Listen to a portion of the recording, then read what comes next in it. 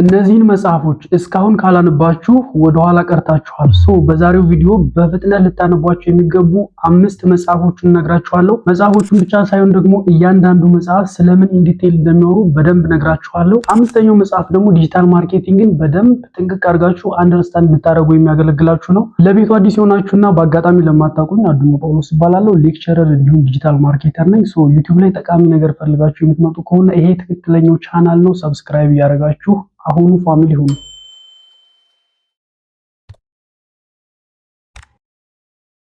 Welcome to your digital skill passport. ኦኬ ወደ መጀመሪያው መጽሐፍ ስንመጣ አቶሚክ ሃቢት ባይ ጄምስ ክሊር ነው። ይሄ መጽሐፍ እንግዲህ ኤክስፕሌን ዘ ፓወር ኦፍ ስሞል ሃቢት ኤንድ ኢንክሪመንታል ቼንጅ ምንድነው?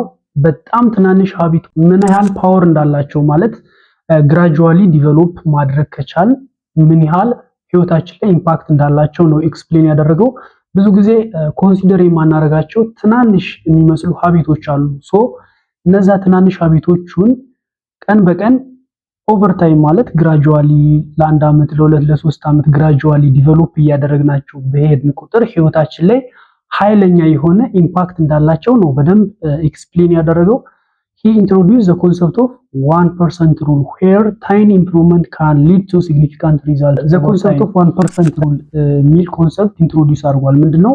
የሰው ልጅ በየቀኑ 1% ራሱን ኢምፕሩቭ ቢያደርግ የዛሬ ዓመት ወይም ደግሞ ያንን ኢምፕሩቭመንት ከጀመረበት ከአንድ ዓመት በኋላ ከጀመረበት ታይም አንፃር የ37% ማሻሻል አለው። ጀስት አባዙት እስኪ 1% ማለት 1/100 ነው ሲባዛ በ365 ኒርሊ ወደ 37 አካባቢ ይመጣል።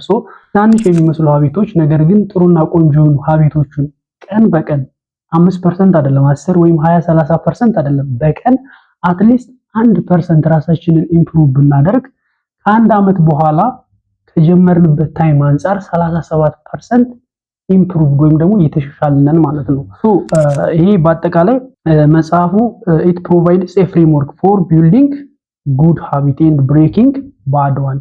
በአጠቃላይ ጥሩ የሚባሉ ቆንጆ ሀቢቶችን እንዴት ቢውልድ እንደምናደርግ በአንድ ጀምበር ወይም በአንድ ምሽት ሳይሆን ግራጁዋሊ እንዴት ኢምፕሩቭ እንደምናደርግ and also መጥፎ የሚባሉትን ሀቢቶች ደግሞ እንዴት ወደ ጎን እንደምንተዋቸው እንዴት እንደምናስወግዳቸው በደንብ ኢን ዲቴል ነው። በጣም ኢንተረስቲንግ የሆነ መጽሐፍ ነው።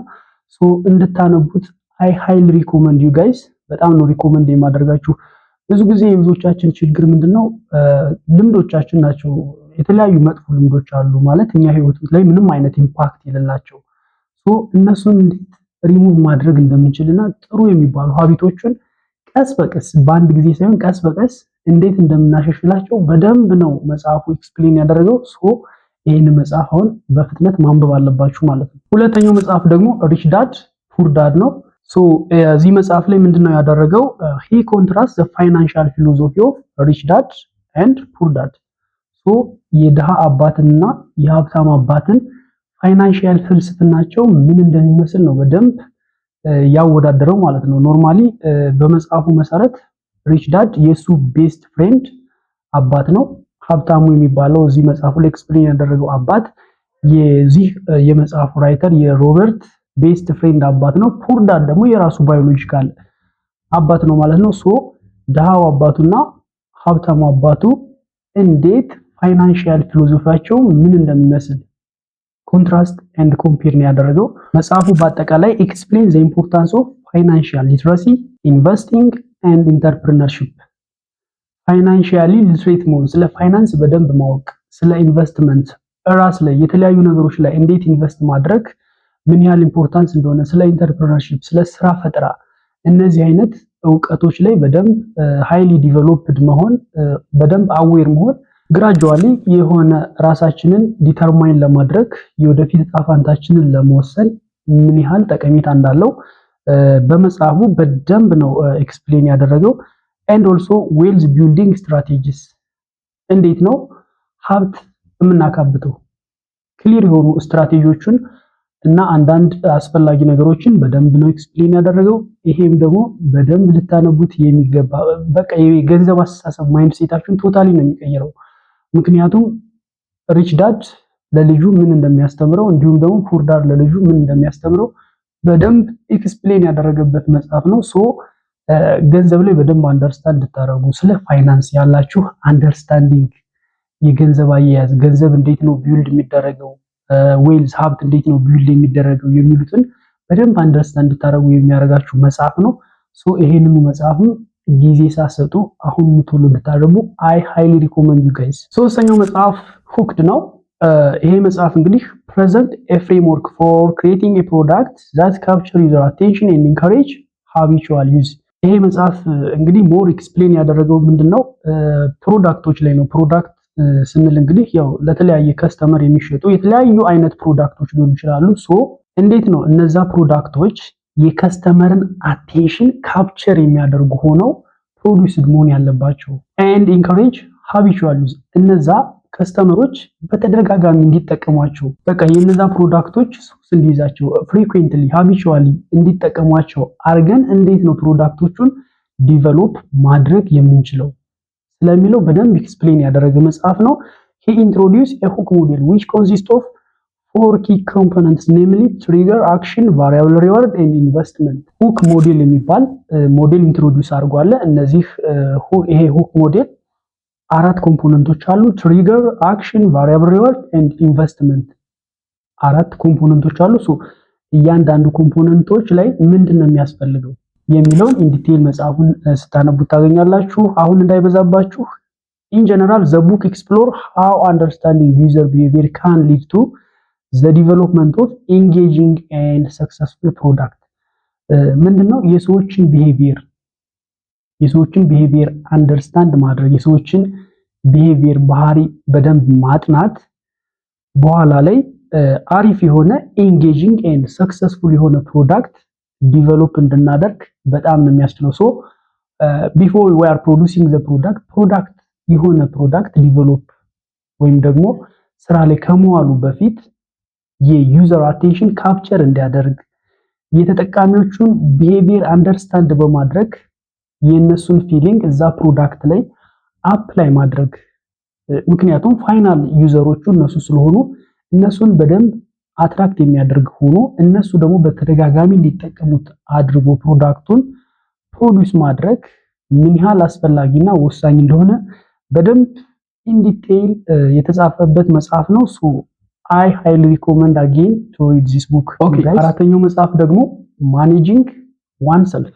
ሶ እዚህ መጽሐፍ ላይ he explains the importance of self awareness and personal responsibility in achieving success። ሰልፍ አዌርነስ ምን ያህል ጠቃሚ እንደሆነ። ሰልፍ አዌርነስ ስንል እንግዲህ የሰው ልጅ የተለያዩ ስትሮንግ ሳይድ አሉት፣ ዊክ ሳይድ አሉት፣ ስትሬንግዝ ኤንድ ዊክነስ አለው። ሶ ስትሬንግዙን እንዲሁም ዊክነሱን በደንብ ማወቅ ለስኬት ምን ያህል አስፈላጊ እንደሆነ በደንብ ኤክስፕሌን ያደረገው።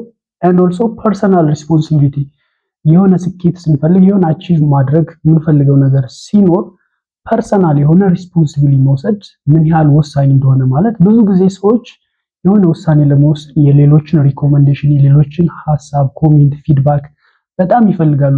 ማለት ከሌሎች ሐሳብ መውሰድ ያን ያህል መጥፎ የሚባል ነገር ሆኖ ሳይሆን፣ ነገር ግን ለውሳኔያችን ኃይለኛውን ፐርሰንት መውሰድ ያለብን ራሳችንን። ምክንያቱም ሰዎች ኮሜንት ወይም ደግሞ ፊድባክ የሚሰጡት ፍሮም ዜር ኦን ፐርስፔክቲቭ ነው፣ ከራሳቸው ፐርስፔክቲቭ ነው እንጂ ለኛ ነባራዊ ሁኔታ ዲተርማይን ማድረግ ያለብን ውሳኔ መወሰን ያለብን እኛው ራሳችንን። ስለዚህ ሰልፍ አዌርነስ የራሳችንን ስትሬንግዝ ኤንድ ዊክነስ ማወቅ እንዲሁም ደግሞ ለምንወስናቸው ነገሮች ራሳችን ኃላፊነት መውሰድ ለስኬት ምን ያህል ጠቃሚ እንደሆነ በደንብ ነው ኤክስፕሌን ያደረገው ይሄ መጽሐፍ።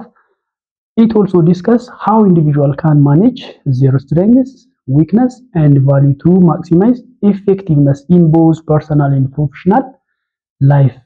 መጽሐፉ ከዛም በተጨማሪ እንግዲህ ዊክነሳቸውን እንዲሁም ስትሬንግዛቸውን እንዴት ማኔጅ ማድረግ እንዳለባቸው and also value ስንል ለሰዎች የሚሰጡት ሰርቪስ ወይም ደግሞ ፕሮዳክት ሊሆን ይችላል። ብቻ የሆነ ኢምፖርታንስ ነገር ለዩዘር ዴሊቨርድ የሚሆን ነገር አለ። ሶ እንዴት እነሱን ነገሮች ለፐርሰናልም ለፕሮፌሽናል ላይፍም እንዴት እንደሚጠቅም በደንብ ነው መጽሐፉ ኤክስፕሌን ያደረገው።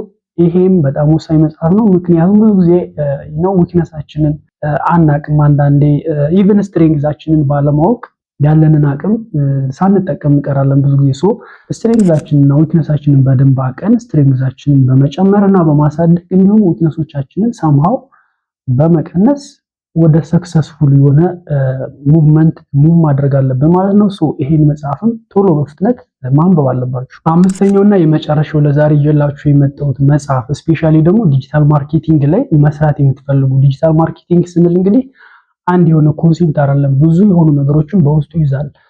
ሶሻል ሚዲያ ማርኬቲንግ፣ ኮንተንት ማርኬቲንግ፣ ኢሜል ማርኬቲንግ፣ አፊሊየት ማርኬቲንግ ብዙ ነገሮችን በአንድ ላይ የያዘ ነው። ሶ ዲጂታል ማርኬቲንግ ላይ መስራት የምትፈልጉ ሰዎች ይሄንን መጽሐፍም ቶሎ በደንብ ማንበብ አለባችሁ። ምክንያቱም ዲጂታል ማርኬቲንግ በደንብ አንደርስታንድ አድርጋችሁ ቶሎ ወደ ገበያው ዓለም እንድትቀላቀሉ ስለሚያደርጋችሁ አክቹዋሊ ይሄንን ኃይል ሪኮመንድ ያደረኳችሁ እኔም ኖርማሊ እየሰራው ስላለ that's why I recommend this book right። ይሄ መጽሐፍ እንግዲህ ዲጂታል ማርኬቲንግ ፎር ዱሚስ ይባላል። ምንድነው ዘ ቡክ ከቨር ፋንዳሜንታል ፕሪንሲፕልስ ኤንድ ስትራቴጂስ ኦፍ ዲጂታል ማርኬቲንግ፣ የዲጂታል ማርኬቲንግ መሰረታዊ የሚባሉ ፕሪንሲፕል እና ስትራቴጂዎችን በደንብ ነው ከቨር ያደረገው።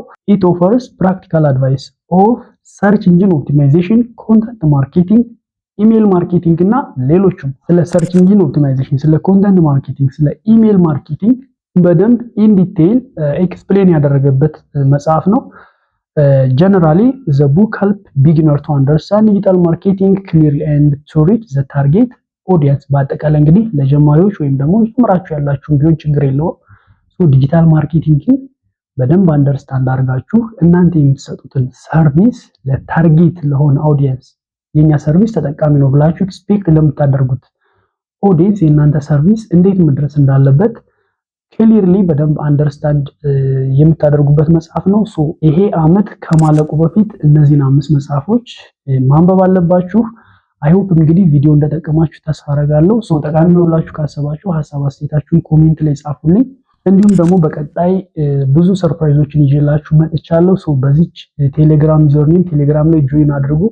በቅርቡ ብዙ ሰርፕራይዞች አሉ። የኛን ኮሚኒቲ ጆይን በማድረግ ቤተሰብ ሁኑ። በቀጣይ እስከምንገናኝ